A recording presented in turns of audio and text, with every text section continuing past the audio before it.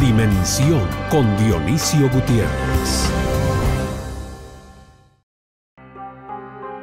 La discriminación por género, etnia, preferencia sexual, condición socioeconómica, afiliación religiosa o discapacidad ha estado presente a lo largo de la historia de la humanidad.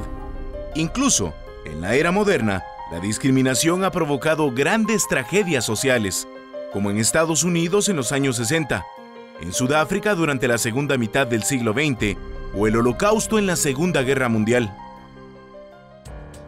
La discriminación toma múltiples formas.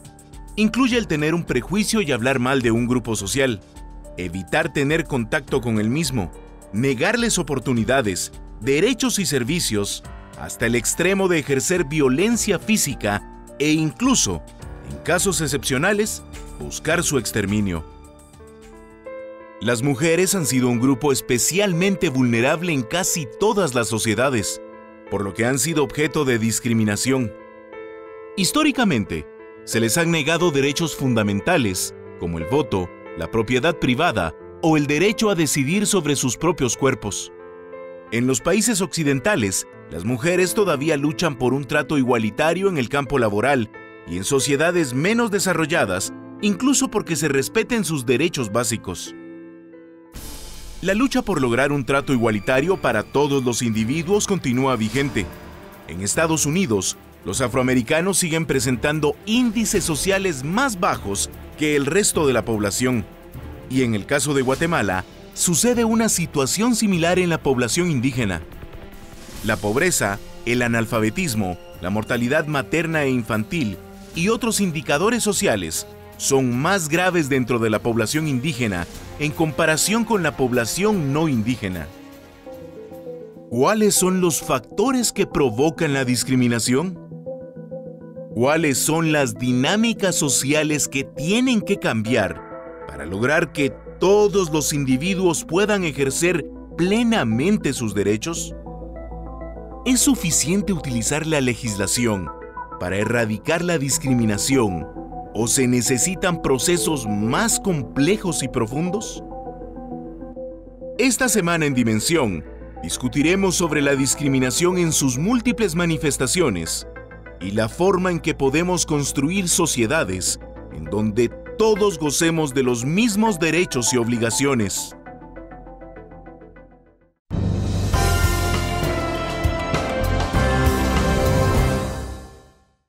Buenas noches, bienvenidos al programa Dimensión. Hoy vamos a hablar sobre un tema muy importante para el país y es el tema de la discriminación. Y para ello contamos con especialistas, con analistas que han reflexionado sobre este tema durante mucho tiempo y creo que van a hacer aportes muy importantes. En primer lugar, el licenciado Enrique Naveda, quien es coordinador de Plaza Pública, la doctora Alejandra Colom, antropóloga y directora país de Population Council, Cali Fellow, y el doctor Carlos Sabino, sociólogo, historiador y escritor, quien por cierto en esta semana va a presentar su más reciente libro, que lo vamos a presentar, se llama Guatemala, la historia que vivimos 1985-2015, en la Feria del Libro en Filgua, el martes a las 7 de la noche. Así que aprovechamos para hacer la publicidad, doctor. Gracias. Muchísimas gracias por estar en esta noche en Dimensión y hablar sobre este tema que muchas veces se ha evitado hablar. Muchas veces también se ha hablado de forma superficial y la idea es poder hacer una contribución importante. En primer lugar, tratar de comprender por qué se da el fenómeno de la discriminación, cuáles son los factores sociales, cuáles son los factores políticos, económicos incluso, que están detrás de esto que pareciera que nos ha acompañado como seres humanos a lo largo de la historia. Doctor, empecemos con usted. Muchas gracias. Bueno, mira, discriminar es separar, es distinguir. O sea que en realidad la discriminación está en el origen del ser humano, desde el neolítico, pudiéramos decir. Tribu contra tribu se considera diferente y a eso puede entrar en relaciones de varios tipos.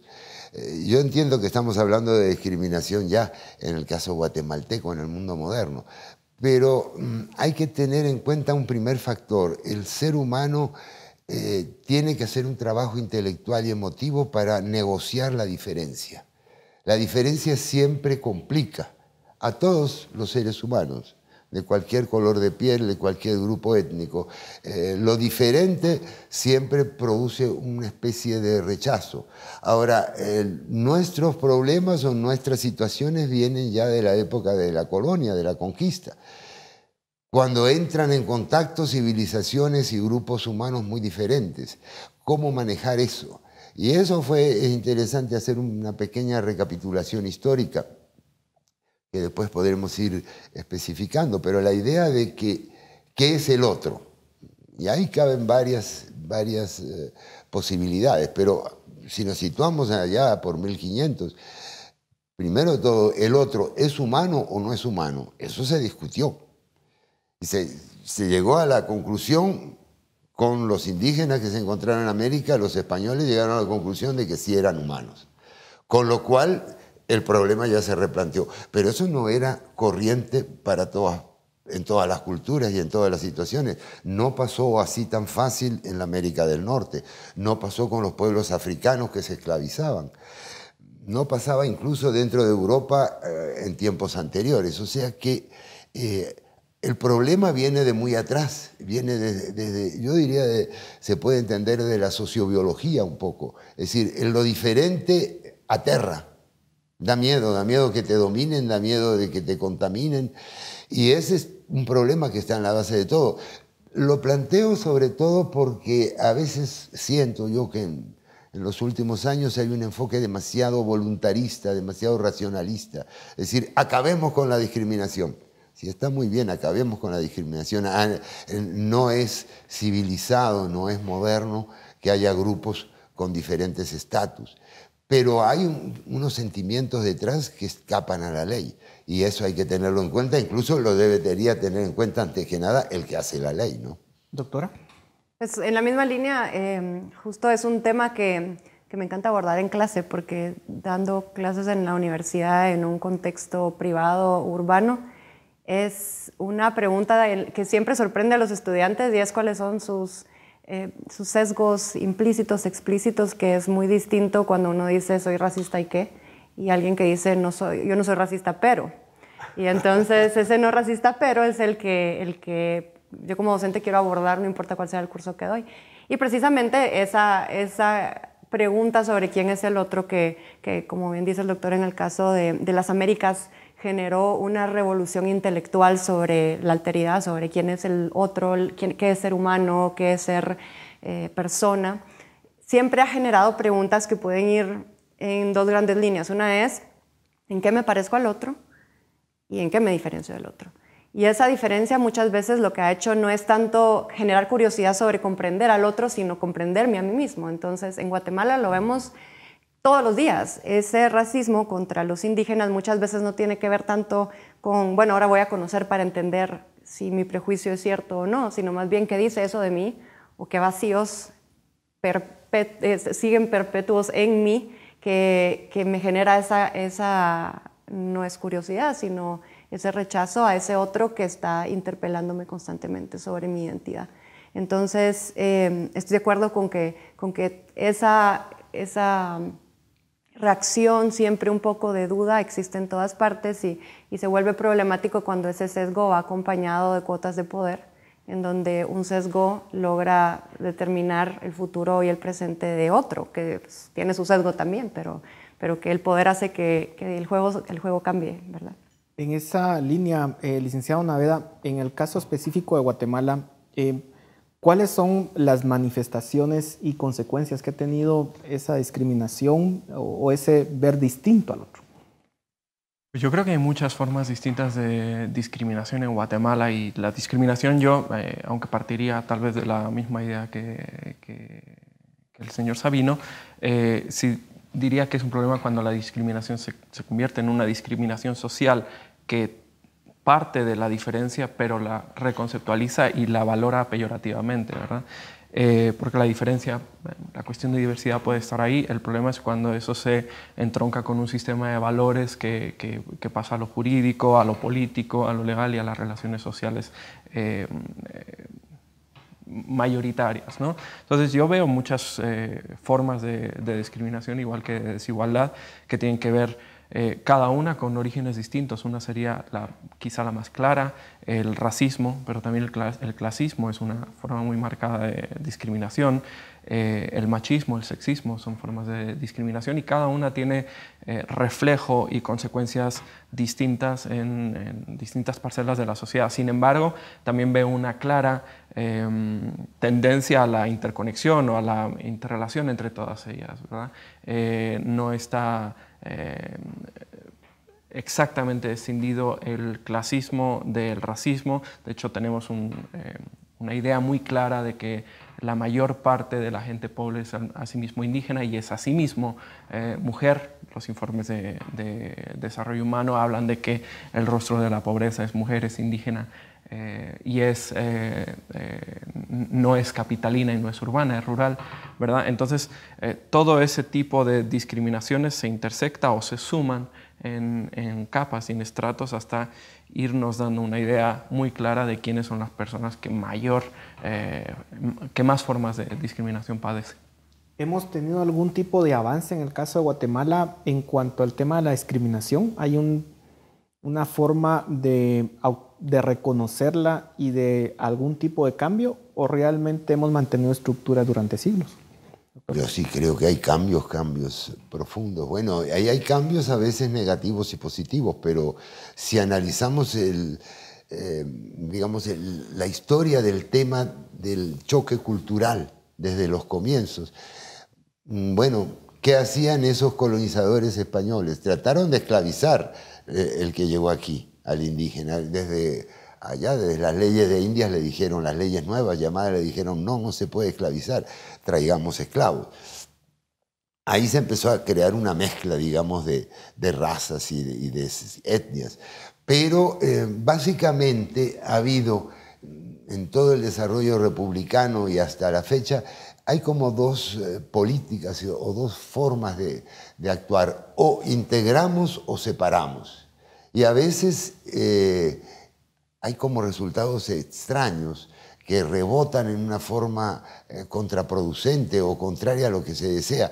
Cuando se ha tratado de proteger al indígena, y estoy hablando incluso de la época colonial, pero incluso podríamos hablar de épocas mucho más recientes, al protegerlo lo estás segregando de alguna manera, porque estás definiéndolo, la esencia de esa persona como indígena. Ese ha sido el pensamiento básicamente conservador, que trataba de protegerlos, está muy bien, pero separándolos de alguna manera.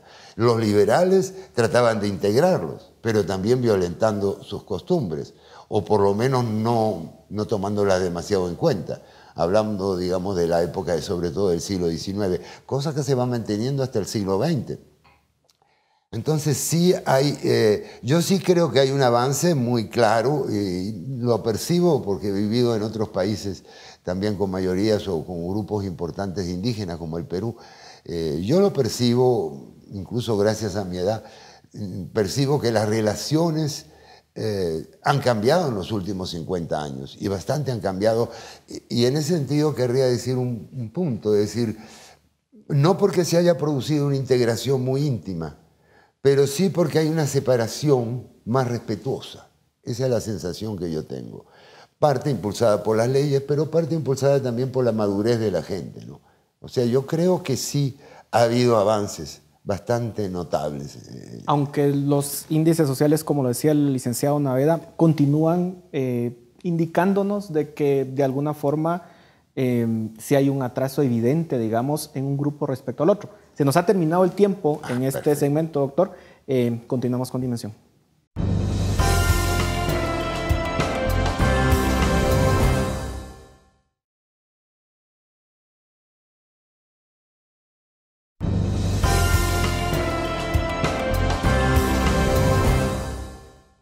Continuamos en Dimensión hablando sobre el tema de la discriminación. Doctor, yo le argumentaba que los índices sociales en Guatemala todavía nos siguen diciendo que hay un atraso importante de un sector de la población respecto al otro.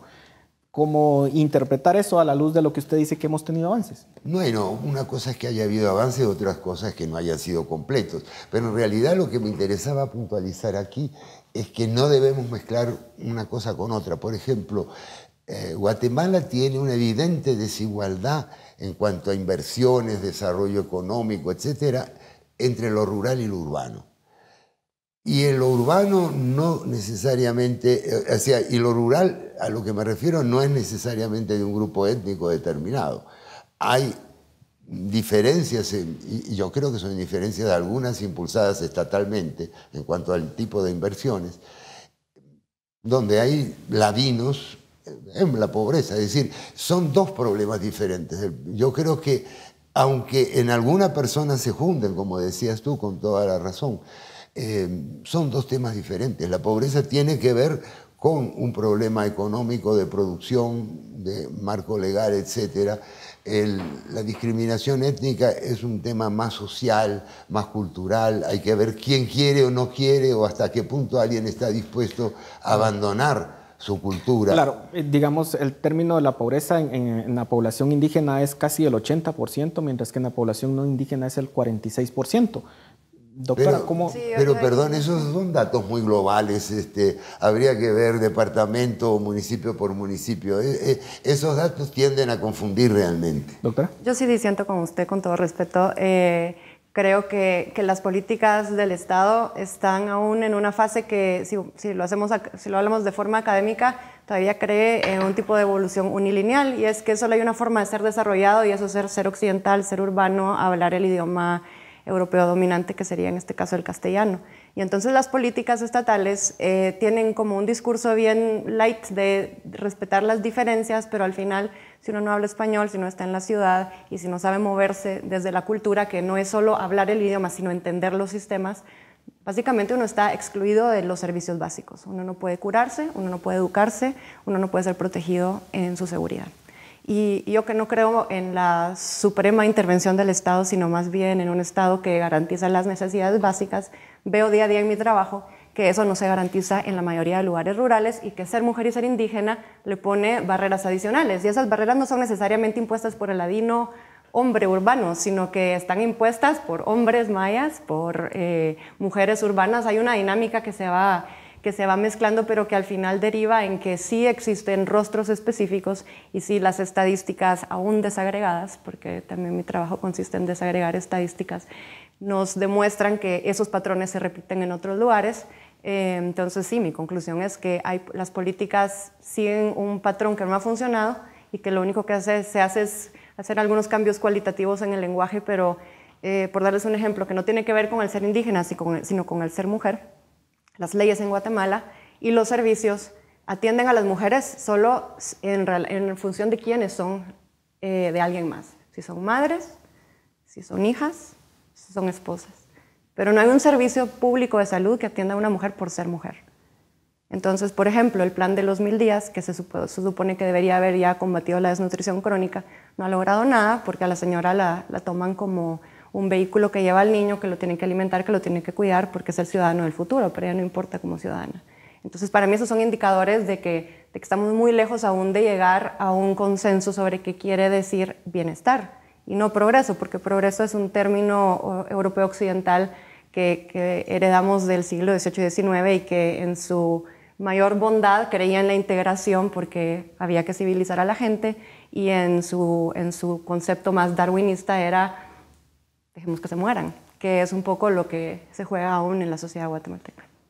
Yo estoy de acuerdo con Alejandra. Me parece que la desigualdad social, ese constructo, es la desembocadura de toda esa suerte de discriminaciones institucionalizadas, no de la discriminación mía hacia no sé quién como individuo, sino hacia un conjunto de reglas y pautas de comportamiento que se dan en la sociedad y que muy a menudo se han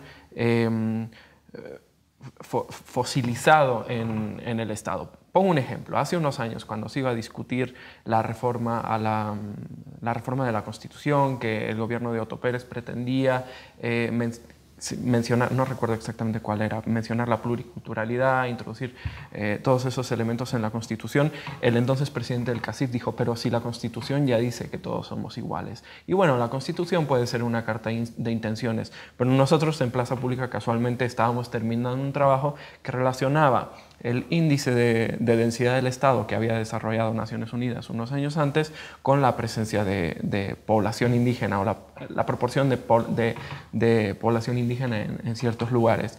Y el resultado pues, no daba lugar a la duda, era inequívoco, había una relación significativa, una correlación significativa, inversamente proporcional, entre población indígena o proporción de población indígena y presencia del Estado. Cuanta más población indígena había en un lugar, menos presencia del Estado. Y ojo, el Estado en esos lugares solo se manifestaba de 3 o 4 maneras, estoy hablando de memoria. Uno, la municipalidad, no puede haber un municipio sin municipalidad, así que era el mínimo denominador común. Y las otras eran instituciones de represión, policía y ejército. No había nada más. ¿Qué quiere decir eso? ¿O qué nos lleva a concluir eso? Bueno, hace un tiempo hablábamos nosotros también con gente de Varillas, de Huehuetenango, intentando entender por qué se oponían a la instalación de hidroeléctricas y a otros asuntos. Y nos decían algo que puede parecer obvio o puede no serlo, pero era, en 30 años el Estado no nos ha venido a proponer nada, no nos ha garantizado salud, no nos ha garantizado educación, y ahora vienen a imponernos una hidroeléctrica. No sabemos si nos va a servir o no, pero lo que nos molesta es la imposición, no la hidroeléctrica. Solo se acuerdan con nosotros, solo se acuerdan de nosotros y traen al ejército y a la policía para imponernos algo que les interesa a ellos sin siquiera preguntarnos. Y dejaban fuera de la ecuación o de la discusión si la hidroeléctrica era buena o era mala. No se han acordado de nosotros en 30 años y ahora vienen armados a imponernos esto, ¿no? Bueno, yo creo que, fíjate, discrepamos menos de lo que parece, porque ustedes se están refiriendo básicamente a la acción del Estado. Cuando yo digo que hemos avanzado y que las cosas cambian, me refiero a lo que no es el Estado, digamos, a la relación social, a la relación espontánea entre seres humanos. Comercian, se mueven, etcétera, entre sí, tienen relaciones. Yo en ese sentido, y les digo comparativamente, veo que sí hay distanciamiento, pero es un distanciamiento no agresivo, muy gentil, muy cuidadoso de lo que se hace entre los diversos grupos étnicos. Eso no niega que haya conflictos puntuales. Ahora, en cuanto a la acción del Estado, sí puedo estar bastante de acuerdo con lo que ustedes están manifestando. El Estado no ha hecho nada. En mi opinión, no ha hecho nada básicamente en las zonas rurales. Y les digo una cosa que no es de ningún grupo étnico. Yo me he ido hacia el occidente decenas de veces en estos últimos 20 años y veo la misma carretera que se rompe y que se repara, que se rompe y que se repara y que nunca se termina de arreglar, pero eso es realmente una falta de atención. Veo que la atención en salud es pésima, pero no es pésima solamente para un grupo social, es pésima porque es pésima. Y el sistema escolar también está en una situación, digamos, yo la llamaría casi decadente, pero afecta a todo el mundo. O sea, es un problema más del Estado que de la relación entre grupos humanos en su intercambio y en sus relaciones naturales. Y en ese sentido, si separamos esos dos conceptos, podemos estar bastante más de acuerdo. El Estado, yo creo, coincidiría, no sé si en todo, pero en una buena parte con lo que ustedes han dicho. Yo me permitiría ahí disentir también un poco, ¿verdad? Lo que estaba tratando de decir es que desigualdad sí, para mí sí es una consecuencia de toda esta suerte de discriminaciones institucionalizadas, pero no están solo institucionalizadas en el Estado. Consiento o estoy de acuerdo con que obviamente el racismo u otras formas de discriminación no son iguales que hace 500 años. Hace 500 años se estaba planteando si los indígenas tenían alma. Bueno, ahora ya hemos llegado a la conclusión de que nadie tiene alma, ¿verdad? No, digo, de que todos somos personas por igual y ahí hay conductas que se están negociando en las instituciones y todavía no se ha llegado, por lo menos ya da generalmente vergüenza asumir que uno es racista y se encuentran esas expresiones que mencionaba Alejandra de yo no soy racista, pero, ¿no? Ya no se asume el racismo como algo orgulloso, salvo en grupos muy marginales y a veces muy poderosos. Pero yo no creo que el Estado sea el principal lugar en el que se da el racismo. Creo que se da en toda la sociedad y en todas nuestras relaciones interpersonales, a veces de manera más matizada, a veces de manera menos matizada. Creo que obviamente creo que hemos ido evolucionando, sería absurdo decir que no, pero creo que el racismo está muy enquistado y se ve en todos lados. Hay segregación, como usted mencionaba, a veces producto del buenismo, de soluciones que nos sirven. No hemos encontrado la solución para erradicarlo, pero yo creo que sigue estando presente en nuestra propia jerarquía de valores, ¿no? En cómo juzgamos las cosas, en cómo... Un ex jefe que yo tuve me dijo que una vez viajaron a España. Es una persona clase media alta. Y estaban en un restaurante y les atendió un mesero que era rubio. Y la hija, que por entonces tenía 4 años, dice: papi, ¿por qué nos está atendiendo este señor si él debiera ser el dueño? ¿Verdad? Era rubio.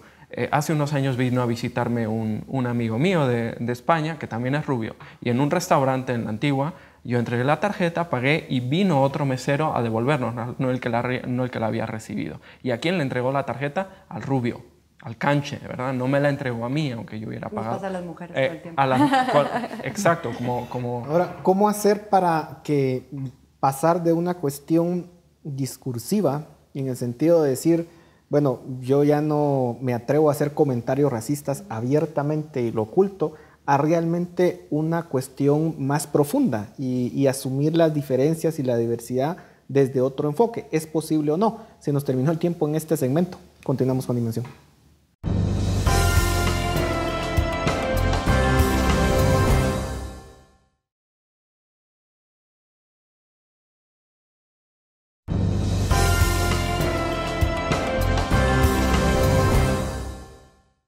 Continuamos en Dimensión hablando sobre el tema de la discriminación. Doctora, ¿cómo llegar a lo más profundo, digamos, del ser humano en cuanto a la diversidad? ¿Es posible o no? ¿O simplemente lo más que podemos aspirar son a mensajes políticamente correctos? No, para nada, porque hay ejemplos de muchos lugares en el mundo donde se han abordado estas percepciones de las diferencias y se ha llegado a un consenso en donde lo que prevalece son los derechos humanos y la libertad de las personas de vivir su identidad. Y el Estado garantiza que se logre esto en la forma más equitativa posible.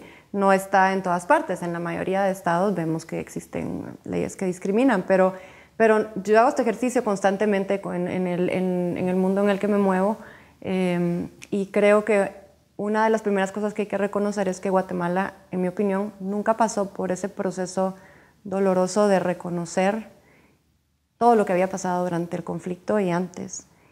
Es un proceso doloroso porque requiere que yo, que me creo como alguien que ha trabajado su racismo, entiende que el contexto en el que creció era un contexto que era paternalista en su mejor forma de querer ayudar al pobre y de tratar de explicarle a la empleada doméstica que era maya de la forma más amable, cómo decía las cosas y cómo era nuestra cultura.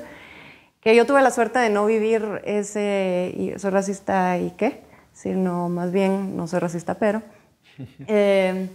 y ese proceso doloroso de reconocimiento es algo a lo que le huimos. Le tenemos mucho miedo al dolor de darnos cuenta que estamos todavía aprendiendo, que practicamos el racismo de pequeñas formas y de grandes formas todos los días, que cometemos pecado de omisión al no hacer o decir cosas.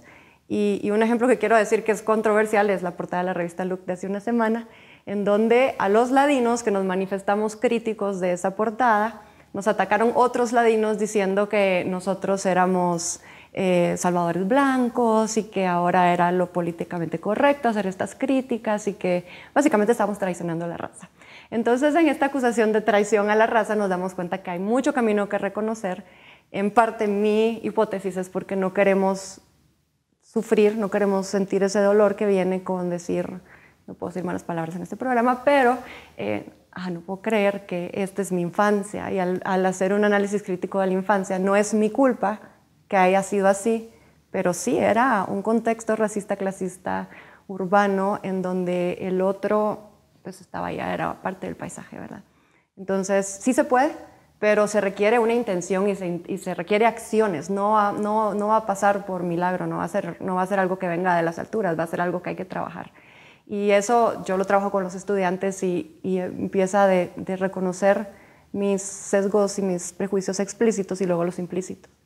Pero somos una sociedad, en el caso de Guatemala, con mucho mestizaje, de hecho. Y eso debería, de alguna forma, ayudar a este proceso o no, porque, digamos, a diferencia de lo que pudo haber ocurrido en Estados Unidos, digamos, con, digamos, la barbarie que se hace, digamos, en el tema de la colonización que se tuvo, en el caso de Guatemala no existió esa forma de colonización, digamos, por lo menos en ese entonces, y sí se dio un tema del mestizaje que yo diría que es amplio en la sociedad guatemalteca. ¿Es eso ayuda o no, o crea más crisis? No sé, doctor. No, yo creo que sí, obviamente ayuda, porque el mestizaje es la forma fáctica de romper la discriminación. Ya no hay segregación cuando tienes una pareja mixta. Yo he visto, he recorrido parte de la zona del Ixcán Grande, una tierra donde mucha gente llegó por diversos proyectos a colonizar. Y eran gente de, básicamente, no ladinos, la mayoría de diferentes etnias indígenas. Y ahí había un mestizaje entre diversos grupos, digamos, indígenas. Yo lo he visto, me pareció muy interesante ese fenómeno, porque es un fenómeno que no se da en el resto de Guatemala. En el resto de Guatemala es etnia X con ladino. Pero en todo caso, el mestizaje sí ayuda mucho. Y el mestizaje está desde el comienzo de la conquista. Estos fenómenos son muy complejos. Ahora, una cosa que tú decías, y me parece importante explorarla, yo creo que es un tema a trabajar, es eso de qué es lo que se siente en la profundidad del ser humano. Y ahí de vuelta yo separaría el nivel de lo público del nivel de lo privado. Hay un nivel de valores que lleva a decir, bueno, si la ley me impone tal cosa, pero yo sigo pensando mal de tal grupo, sigo denigrando esto, lo hago en silencio. O sea, en ese sentido no se ha ganado nada. La ley puede decir que está prohibida la discriminación, puede tener algún efecto, pero el verdadero efecto se da en la educación de los valores de la persona, que es una cosa muy lenta. Evidentemente no estamos en la época de la colonia, tampoco estamos en la época de Patzicía, de 1944, cuando prácticamente se reprimía a los indígenas como un sector peligroso. Todavía eso se veía mucho, digamos, en el siglo XX bastante extensamente. Eso ha cambiado fundamentalmente. ¿Qué ha cambiado en el fondo de cada corazón? Eso es muy difícil saberlo.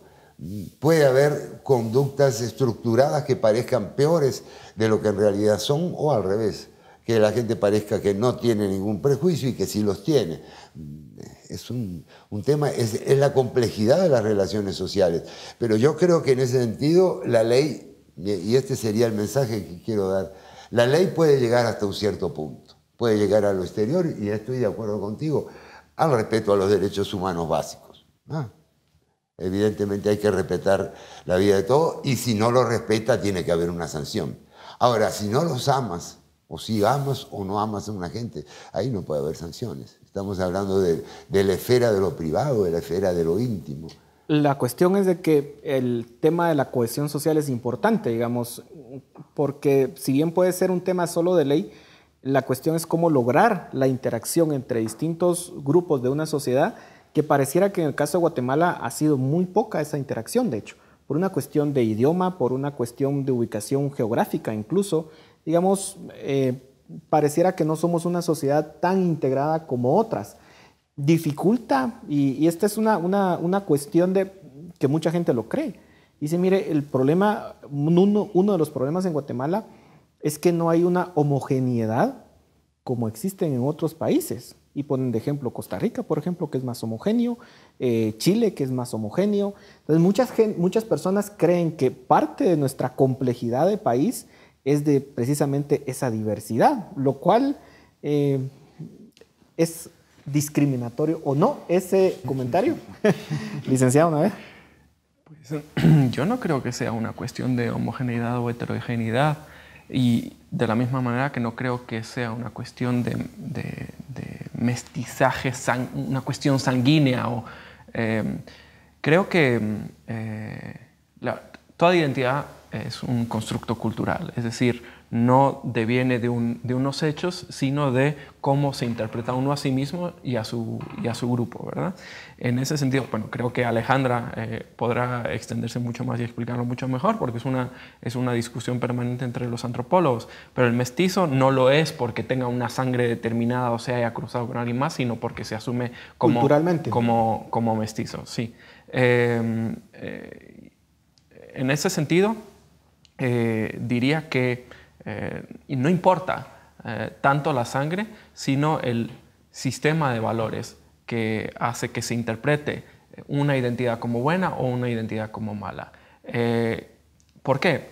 Hablábamos de los mestizos y entiendo que te referías a la cuestión de ADN, mezcla de europeos con que indígenas, nos lleva más etc. cultural, ¿verdad? Más que una cuestión genética, me refiero a una cuestión más cultural. Pero digamos, ¿por qué no se asume aquí nadie o casi nadie como mestizo? Que bueno, es un término más mexicano, aquí se habla como ladino. Porque en buena medida eso te aproxima al indígena, y el indígena es lo malo, mientras que el blanco es lo bueno. Es lo bueno en términos de clase, es lo bueno en términos raciales, es lo bueno en todos los sentidos. El problema está en la asignación de los valores. ¿Qué es lo bueno y qué es lo malo? No en la mezcolanza de sangres y ADNs. En la medida en que no cambiemos ese sistema de valores que, como decíamos antes, se ha enraizado en el Estado y en todas las relaciones sociales, económicas y políticas, no vamos a cambiar la valoración de esos estratos étnicos, ¿no?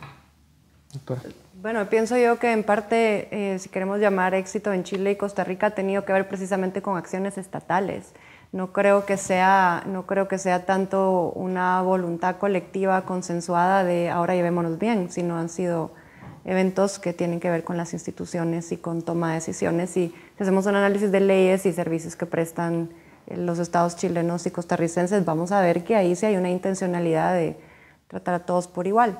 Creo que esa hipótesis de la homogeneidad como algo que facilita el desarrollo de un país es un análisis racista, porque justifica entonces que nosotros no estemos mejor en indicadores y es la culpa del indígena, nunca es la culpa del ladino.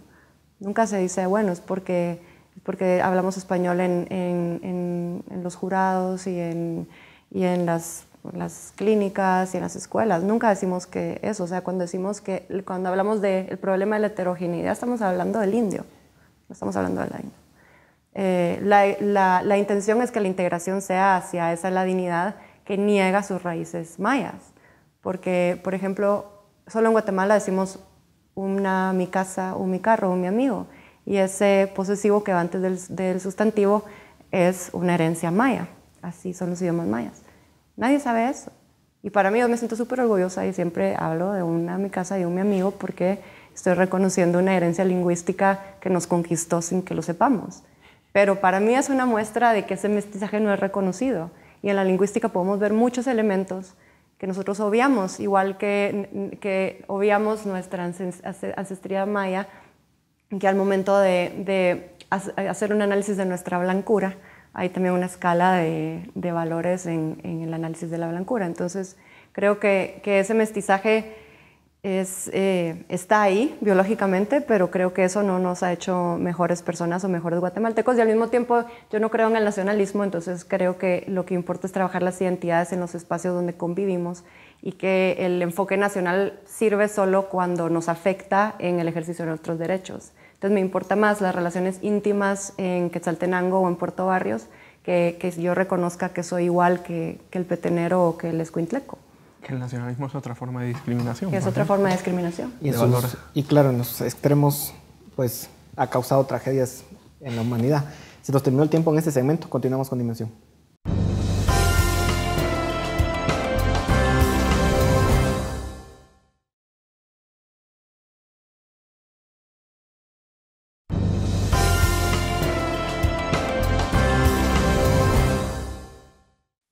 Llegamos al último segmento del programa de esta noche hablando sobre discriminación. Doctor, el tema, usted mencionaba el tema de las leyes y en algunos enfoques ha sido cómo hacer un tipo de discriminación positiva, de hecho, en grupos sociales que históricamente han sufrido exclusión, y entonces lo que se trata es tratar de corregir esto y decir, bueno, ahora el Estado lo que tiene que hacer es de alguna forma actuar de la forma inversa como lo hizo. Y de hecho es muy usual este tipo de discriminación positiva, no solamente en cuestiones étnicas, sino también en cuestiones de género. ¿Cuáles son los resultados que se pueden esperar de este tipo de políticas? ¿Cuáles son los éxitos o fracasos que se han tenido? Bueno, yo no he estudiado eso último que tú preguntas en volumen, pero yo pienso conceptualmente que ese es el enfoque errado, ese es el enfoque de la colonia, es el enfoque de seguir discriminando. Antes te tenía peor, ahora te voy a recompensar. Siempre eres distinto. O sea, yo pienso que eso niega el principio de igualdad ante la ley, se presta para una manipulación terrible. En Estados Unidos se puede ver eso, en Canadá también. Se presta para abuso de todo tipo y sigue la discriminación. Entonces, ese tipo de discriminación positiva tiende a congelar el grupo humano, a dividir y fragmentar la sociedad en grupos. No es lo mismo que decía aquí Alejandra, que cada quien reconoce su identidad, construye su identidad. No, esto es una identidad construida de afuera y que te conviene construir o no de acuerdo a lo que te dé el Estado. Yo pienso que se podría hablar de una acción compensatoria positiva del Estado en un sentido mucho más práctico y mucho más directo, y no a través de la ley, porque estás rompiendo la igualdad ante la ley. Una vez que rompes la igualdad ante la ley con el mejor deseo, ya todos somos desiguales y lo vamos a seguir siendo. O sea, para mí es sumamente peligroso conceptualmente. Pero déjame terminar. ¿Qué es lo que pudieras hacer? Tú pudieras compensar con la inversión estatal, compensar de muchas maneras servicios prácticas. Públicos. En el Salud, caso de educación. los servicios públicos u otros servicios que preste el Estado. Lo que preste el Estado pudiera discriminarlo, eso sí, aquí yo doy 4 y aquí daba 20 y aquí 4, ahora voy a dar 20 y aquí 4. Es decir, puedo cambiar el porcentaje, el volumen de mis inversiones, pero no puedo categorizar a la gente. Porque una vez que la categoriza, ya no la puedes descategorizar. Se pierde la posibilidad del mestizaje cultural, que es el que pudiera interesar. Aunque el otro, yo discrepo con ellos en el sentido, yo creo que el mestizaje del ADN sí es una base para ir hacia el mestizaje cultural, porque te obliga a la convivencia. Pero en fin, ese es otro tema. Pero yo creo que en el momento en que tú rompes el concepto de igualdad ante la ley y tratas de recompensar a los que están peores, rompiste el concepto de igualdad ante la ley. Esa es la política de la colonia, la política de los conservadores y la política que se está usando en la discriminación positiva en América del Norte. No veo yo que haya llegado a ningún resultado beneficioso. Pues yo diría que interacción, tú decías que la interacción en Guatemala había sido escasa, ahora se habla de que el mestizaje biológico llevaría al mestizaje cultural y a partir de la convivencia. Yo creo que la cohabitación en Guatemala se ha dado, la interacción ha sido permanente. Todo el mundo ha tenido en su casa una señora que le ha hecho el trabajo y que era indígena. Y eso no ha llevado a ninguna forma de mestizaje cultural, de comprensión. ¿Por qué? Porque la escala de valores estaba dada. Ese tiene un lugar y ese lugar no es dentro de la casa, es fuera, en una habitación externa. Con respecto a la discriminación positiva, yo creo que el debate que plantea es extraordinariamente interesante. Si debe darse a escala de ley o a modo de política pública. Yo no soy un experto, no me voy a meter en ese tema. Lo que sí creo es que negar lo que algunos llaman de manera peyorativa discriminación positiva es considerar que el mundo comenzó hoy. Y que por lo tanto la igualdad de oportunidades se va a dar a partir de hoy y que no hay que compensar rezagos y marginaciones históricas. Yo creo que es necesario reconocer que el mundo no comenzó hoy y que facilitar la igualdad de oportunidades supone ponerles a uno un peldaño debajo para que se eleven.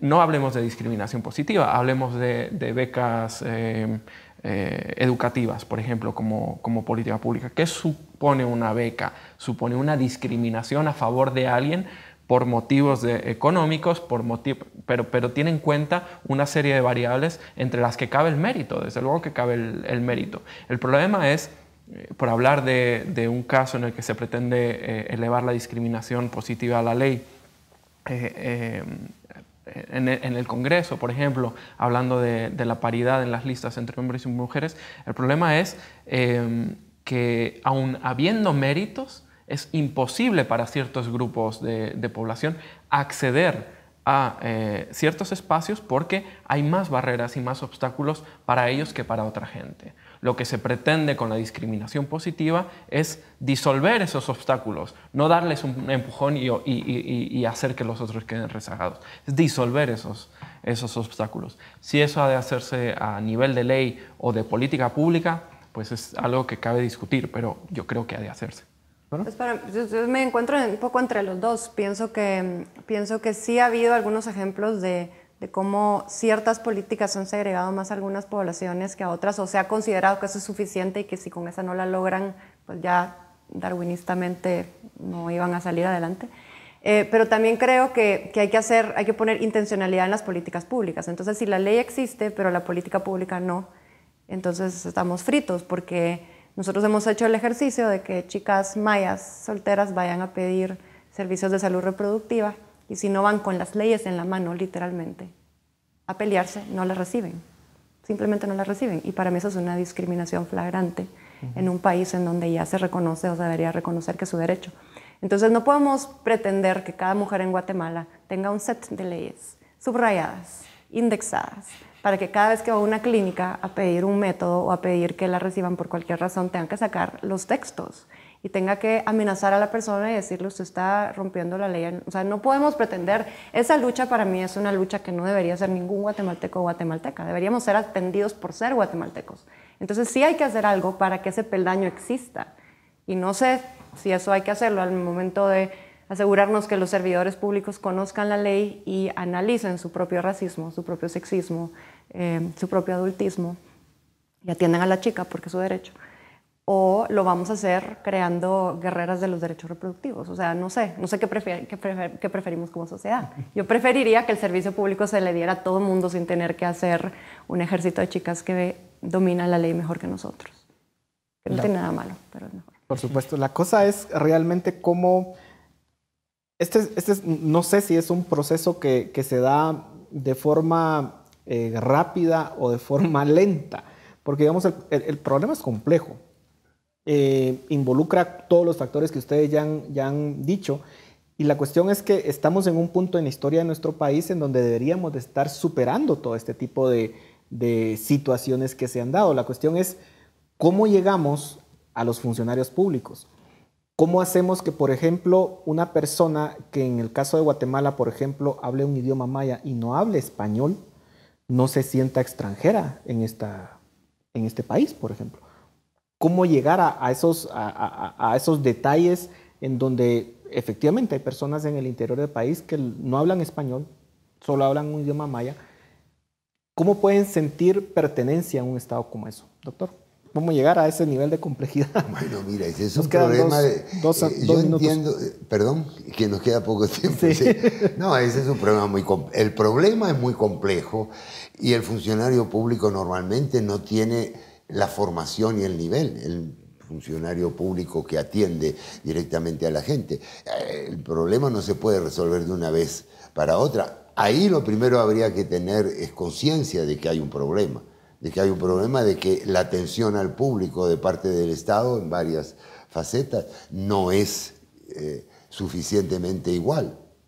Pero yo pienso que por ahí hay problemas más graves atrás todavía, porque en general es mala toda la atención, en general toda la estructura de cuando uno va a pedir algo, desde una licencia de conducir hasta... Es una estructura burocrática, arcaica, pesadísima. Que se puede agravar por los ejemplos que pone la doctora Colón. Claro que eso agrava a la gente que está en peores condiciones, pero a todo el mundo lo perjudica. O sea, habría que empezar por limpiar toda esa burocracia, todo ese sistema de reglamentaciones que lo que hacen es favorecer al funcionario público, crear un funcionario que cumple una función que no es tal, que simplemente es entorpecer. Y eso lo siente uno, ladino, hombre, capitalino, lo siente, seguramente que lo siente la gente que no está en las condiciones mías, mucho peor lo debe sentir. Pero es que el Estado no presta servicios a nadie realmente. Yo creo que había que pasar por un replanteamiento básico de cuál es la función del Estado. Bueno, se nos ha terminado el tiempo, lamentablemente. Yo creo que podríamos seguir bastante tiempo más discutiendo, pero muchísimas gracias por sus aportes. Ojalá esto llegue realmente a lo más, repito, profundo de la conciencia como guatemaltecos, porque ese es realmente el cambio. Una cuestión de discurso políticamente correcto difícilmente nos va a sacar de los problemas complejos que tenemos como país. Así que muchas gracias, y a ustedes muchas gracias por su atención. Los dejamos ahora con Dimensión Acción.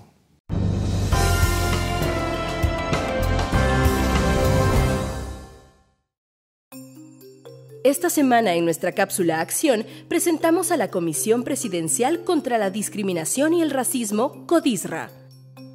La CODISRA es la institución gubernamental encargada de la elaboración de política pública para erradicar la discriminación y el racismo en Guatemala. Es el ente que asesora al funcionario y a la institucionalidad pública del Estado guatemalteco. Asimismo, acompaña y asesora a la institucionalidad privada del país para que de la mano establezcamos herramientas para erradicar este flagelo del racismo y la discriminación que tanto daño ha hecho a nuestra nación.